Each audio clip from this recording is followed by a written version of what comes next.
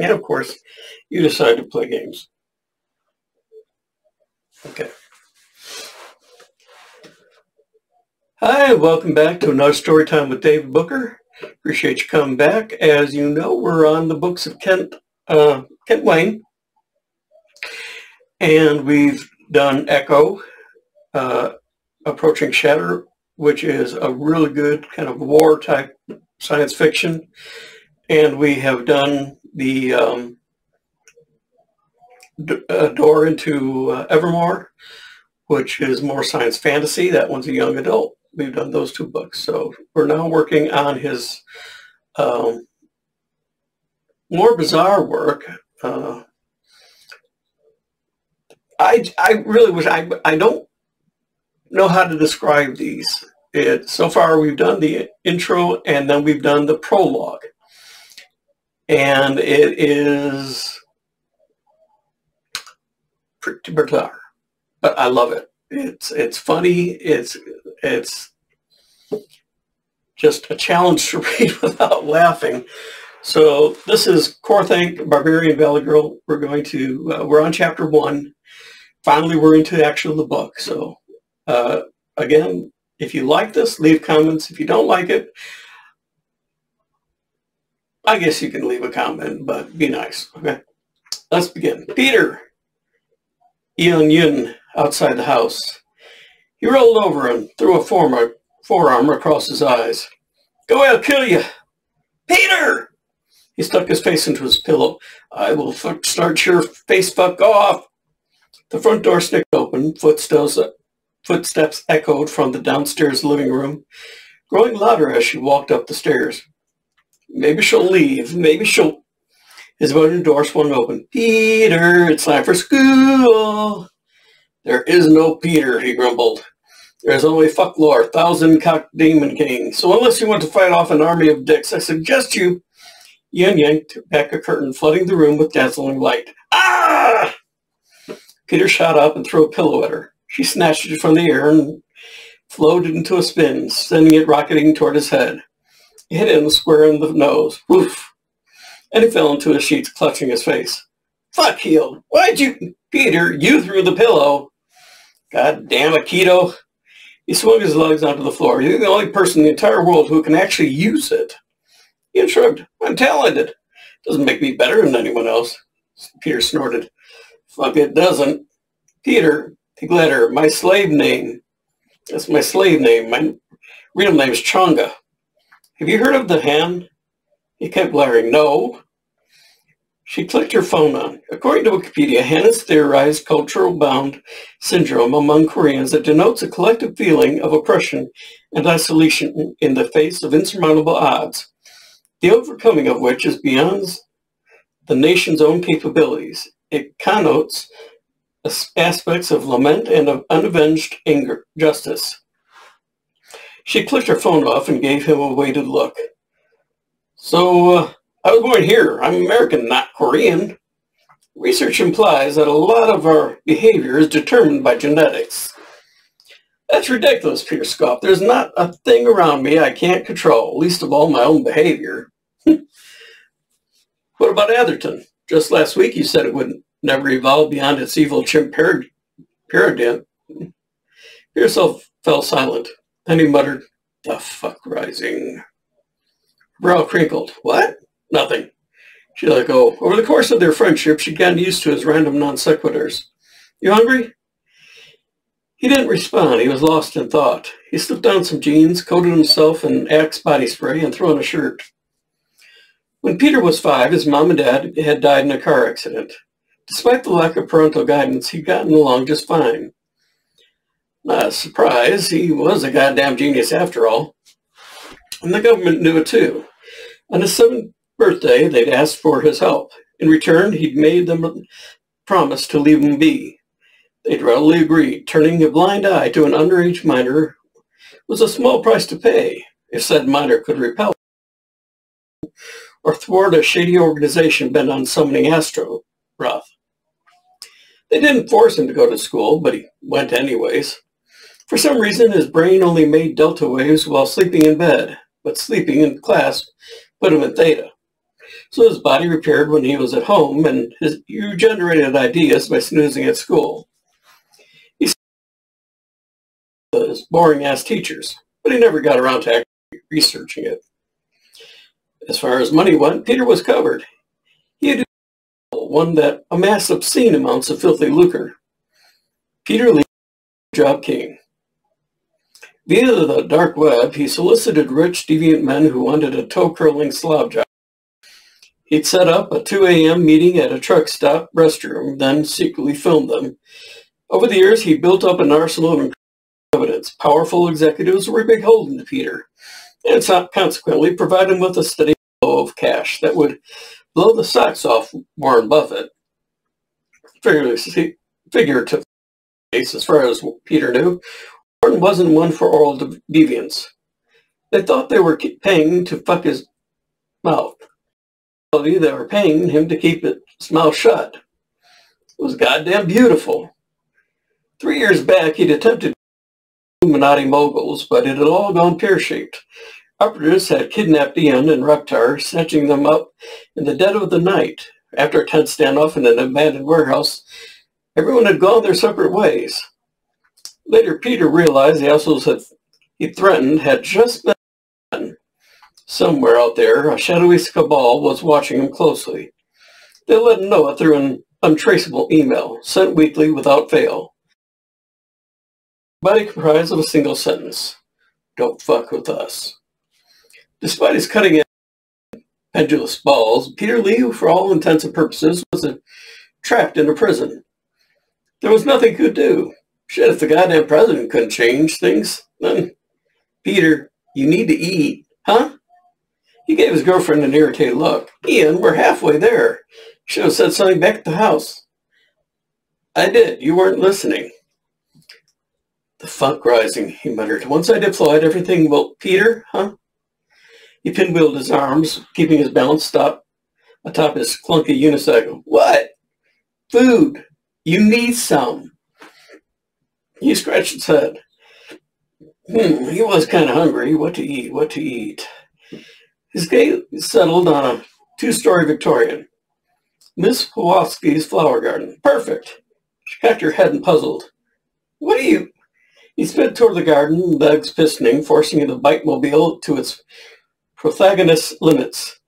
Ian caught up with relative ease. She wasn't encumbered by a heavy-ass unicycle. "What are you doing?" she called. He hurdled the fence and proceeded to mow down tulips. His eyes bugged and his cheeks bulged. For a brief moment, he resembled a psychopathic chipmunk. Ian ran up to the white picket fence. "Peter, what the hell?" He kept chewing, meeting her gaze with hand-filled eyes. "Fucking delicious." It came out fluffing, "Delicia." "Hey," a second-floor window scraped on. "What the fuck are you doing?" Miss Pawlowski burst from her door at the exact moment he hurtled back over the fence. Ian took off, thumbs hooked in the straps of her backpack. Peter sprinted to his unicycle, jerked it onto his shoulder, and ran down the street like a bat out of hell. A short while later, he rushed through the doors of Atherton High, his face colored by pulverized flowers. Ian had gotten there 5 minutes prior. We're going to keep going on. I'm curious. And that was a short chapter, so. Holly Dent was pretty evil. But she wasn't a character. There was a spark of good within her twisted heart. Let's look into her own psyche. She could have traced her behavior to her 5-year-old self. When Peter Lee she didn't want to think about it. But even so, the event haunted her throughout the day, nagging at the edge of her malevolent mind. Occasionally, vague details would come to the fore. Peter had dosed her. She killed something furry, but beyond that, no. The event had incepted her with a secret attraction to Peter Lee. She had expressed it in the dark of her room when the lights were out and no one could see.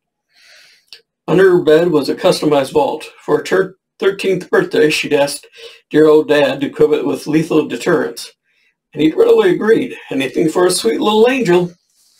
The vault contained stacks of dildos, 7 inches long, 5.5 inches in circumference. When they made contact with their bodily fluids, they began to disintegrate. She'd scoured the dark web for close to a year before finding a craftsman that could make the cocks to her exact specifications. Instead of a dickhead, they all spore the likeness of Peter's face. His eyes were extra squinty, his expression was extra angry. Now she held a pildo, Peter Dildo, up to the light. She turned it back and forth in front of her eyes. "You will pay for your crimes, fucker." It went between her legs. In less than a minute, she'd worked herself up to a raging orgasm. Once she was done, she studied the dildo again. As the material disintegrated, Peter's features went from angry to sad. This was her favorite part. "That's right, cunt. You fucked with the wrong cheerleader." She pushed her thumb against Peter's brow, snapping his head off. A shuddering moan escaped her lips. "I can't wait to destroy you." Kor-Thank spun into a coil, shooting his greatsword past his side into the belly of an attacking orc. The enormous weapons seesawed away, still lodged in his assailant's torso. He hammer-fisted a second on the bridge of its nose, knocking its eyeballs out from their sockets. The orc fled, gibbering and screaming, eyes hanging from their stinging nerves. Kruldar, a dozen yards distant, started an alarm. The king had lost his weapon, a sure sign he was in dire straits. The chronicler turned to the escort, but they were busy playing Boulder's parchment plates, bored as usual with Kor-Thank's workout. "Archers, look alive, damn you!"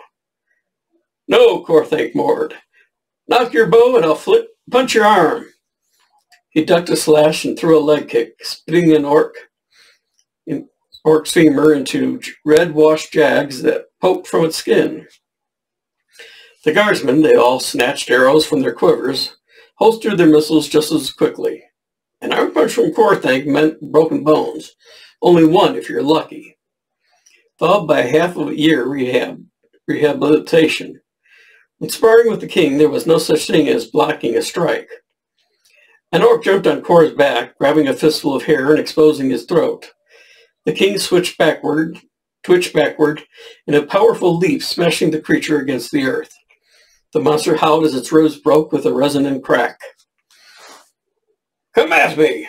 Kor-Thank reached under a fit orc's kilt, yanked off its genitals, and blatted its face with its own scrotum. "Give me a challenge, goddammit!" He slipped a stab, gouging a throat, and ripped out a string of gore-covered vertebrae. He raised his fist and pulled in place, ready to crush skulls and rupture organs. But he'd killed them all. The last orc was lying on its belly, out cold. The king lowered to a knee and lifted its head by its warrior's queue. The orc's eyes fluttered open. Its fearsome underbite hung loosely down. Its bottom's fangs, typically they would have extended an inch to its cheek if its mouth were closed, barely touched its upper lip. He shook the orc by his cue. "Where is your horde? Where?" "We are all that is left." He shook it again. "Lies, lies." He stood up, pulling the orc by its hair until its feet dangled above the earth. "Where are they?" I speak of the truth." Corlico, the orc, fell to its knees, rubbing its skull with yellowed claws. The king stared at it, breathing in deep, murderous heaves. 2 years ago, he'd repelled an offensive by the orc alliance. Now all that remained were these beaten-down stragglers. Mopping them up was a task for his guardsness. They could use the practice, as he'd had plenty. So let them do it. "You need a challenge, Kor, or you risk becoming like the very tyrants you've conquered and slain." "I will never," Kor-Thank snarled. He gulped his ale and gestured for another. The innkeeper slid him a fresh stein. "'Tis our basic nature. We wither without struggle. The greatest hell lies on the ceiling of heaven. For as deep as you go into the realms of misery, you can still crawl up." Kruldar took a weighted breath. "You're in great peril, my liege." "I told you, Krul, call me by my name. Enough with the fancy sounding." "I cannot, old friend, for in this matter I am your dutiful servant." Kor fell silent. After a few seconds, he turned and regarded his Indashi warriors. They were all brave men, one and all. Yet as he watched them laugh and make merry, he began mind. They're soft, weak. They need... Cruel's voice interrupted his thoughts. Why such malice in your gaze? Kor looked down and suddenly ashamed. Nothing. He gave Cruel a weak smile, then looked irritably around and locked eyes with the barkeep. Oh! The king reached into a waist pouch and produced a gold drago. It bore a rough resemblance of his face, and on one side, a snarling velociraptor on the other.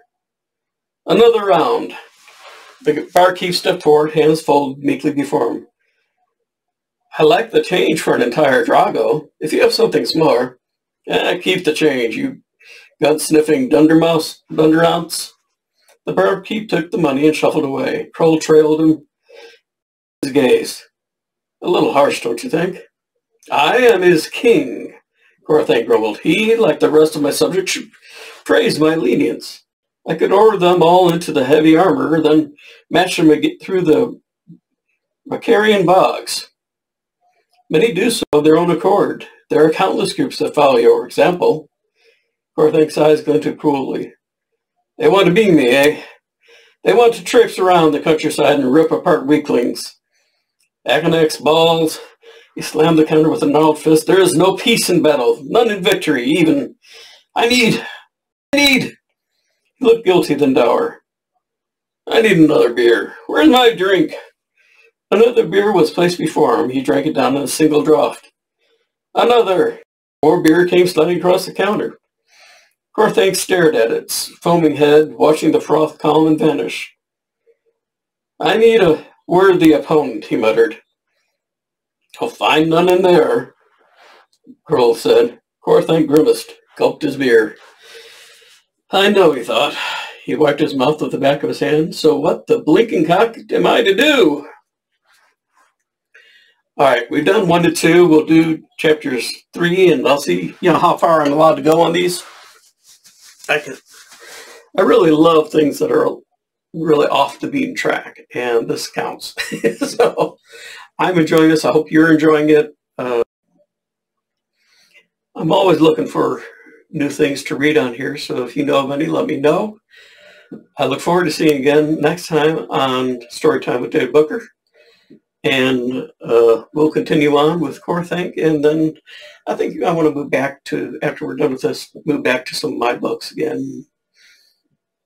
Kind of reintroduce you to them. I don't want you to forget about mine. So thank you again for visiting. I look forward to seeing you again, and have a good day, and take care of yourself. Bye.